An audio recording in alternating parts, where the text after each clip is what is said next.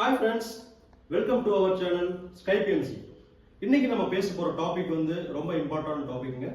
ஒரு வீடு பிளான் பண்றப்போ நம்ம எவ்வளவு எஃபெக்டிவா வந்து பிளானை டிசைன் பண்ணோம், அப்படி டிசைன் பண்றதுனால அந்த வீடோட ஸ்பேஸ் வந்து நம்ம எப்படி எஃபெக்டிவா யூஸ் பண்ண முடியுங்கிறத பத்தி இன்னைக்கு இந்த வீடியோல லைவா உங்களுக்கு காட்ட போறோம்.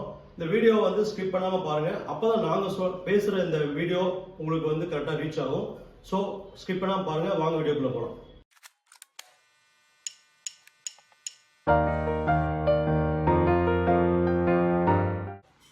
இது வந்து ஒரு ஸ்மால் ஒரு 2 BHK ஹவுஸுங்க. இந்த ஹவுஸை பார்த்தீங்கன்னா நாங்கள் வந்து இடத்த வேஸ்ட் பண்ணாமல் டிசைன் பண்ணியிருக்கோம். எப்படின்னு பார்த்தீங்கன்னா நீங்கள் வந்து உள்ள என்ட்ரி ஆகும்போது ரைட் சைடு வந்து ஹால் வந்துருக்கும். ஹாலுக்கும் கிச்சன், டைனிங் ஹால், இந்த பெட்ரூமுக்கும் எந்த ஒரு கனெக்ஷனும் இருக்காது. பார்த்தீங்கன்னா நல்ல ஒரு சின்ன பேசேஜ் மட்டும்தான் இருக்கும்.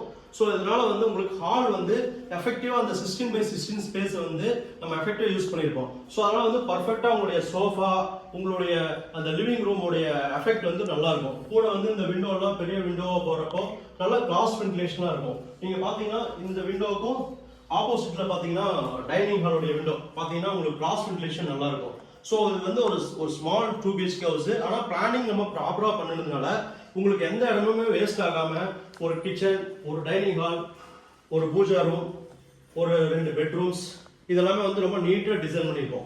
ஸோ இந்த மாதிரி பண்ணீங்கன்னா உங்களுக்கு வந்து இடத்தையும் வேஸ்ட் பண்ணாது, வீடியோ ரொம்ப பெருசா உங்களுக்கு நல்லா ஒரு டீசென்டான லுக் கிடைக்கும்.